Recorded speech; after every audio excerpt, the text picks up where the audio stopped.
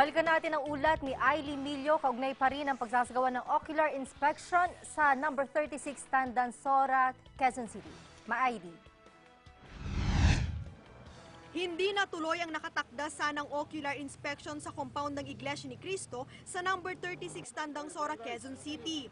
Sa naturang compound nakatira ang magkapatid na sina Ginoong Angel Manalo at Ginang Loti Manalo Hemedes. Ngayong araw ang itinakdang inspeksyon sa naturang compound na pag-aari ng Iglesia ni Cristo, alinsunod sa inisyong omnibus order ng Quezon City Regional Trial Court Branch 222 kaugnay sa kasong petition for injunction na isinampa ng INC.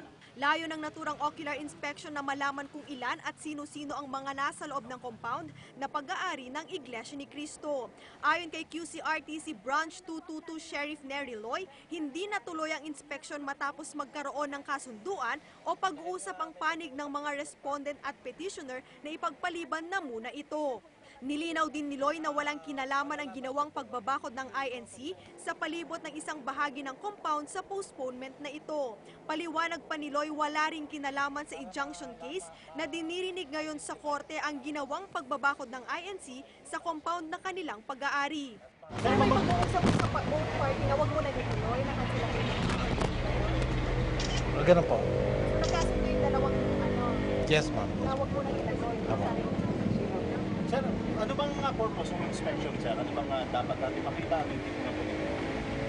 Ang ayon sa sa order ng korte para ma-identify yung mga tao sa loob. Mga tao sa loob. At ma-account kung sino.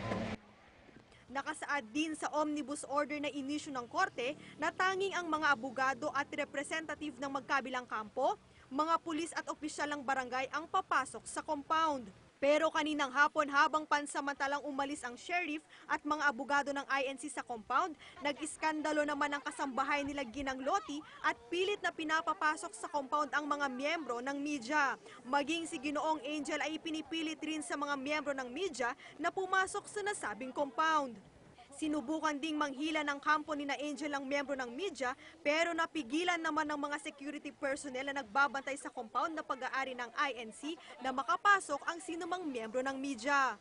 Muli namang iginiit ng pamunuan ng Iglesia ni Cristo na ang ocular inspection sa number 36 Tandansora compound ay batay sa pagnanais na ibalik at muling pangalagaan ang kaayusan at katiwasayan sa nabanggit na ari-arian. Kasunod na rin ito ng mga insidente kung saan maraming mga nakabonet na kalalakihang ayaw magpakilala na nasa loob ng compound at hindi rin kamag-anak ni na Ginoong Angel at Ginang Loti.